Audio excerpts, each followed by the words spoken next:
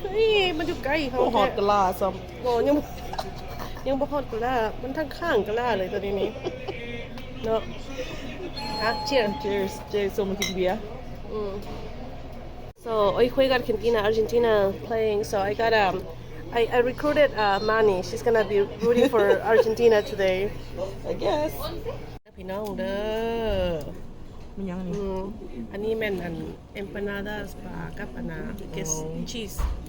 อันนี้ก็แม่น you know what it is you know what it is หอยเด้อแล้วก็คันฮ้อนก็กินของเย็นๆนี่เด้แล้วก็กำลังมาเบิ่งเตะบานเฮามื้อนี้อาร์เจนตินาเตะบาน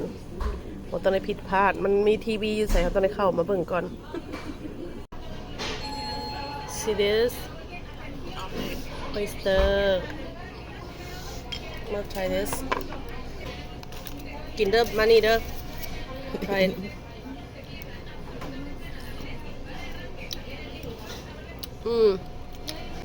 บีบมะนาวใส่อีก บีบมะนาวบีบมะเขือเทศโ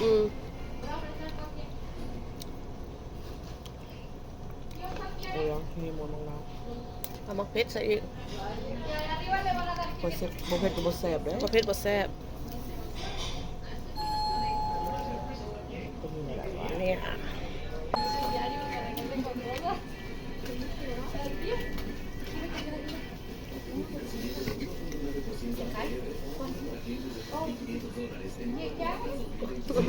น้ำมะนาวฟงสนาฟงสตาค่อยอ่ะโอ้โห ลองของใหม่ก่อน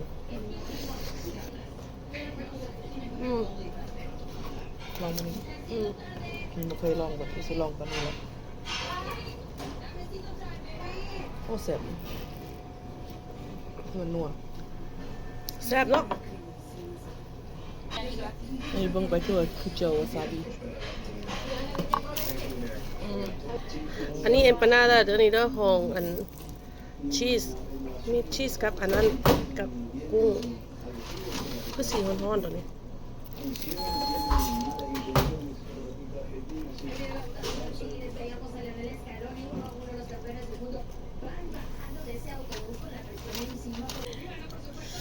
เจียวซาลซาเวร์เดใส่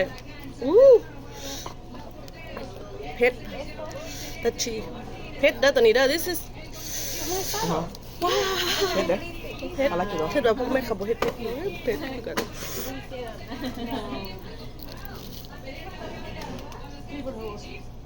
เผ็ดดีตัวนี้อะไรเผ็ดนี่ใส่ it's good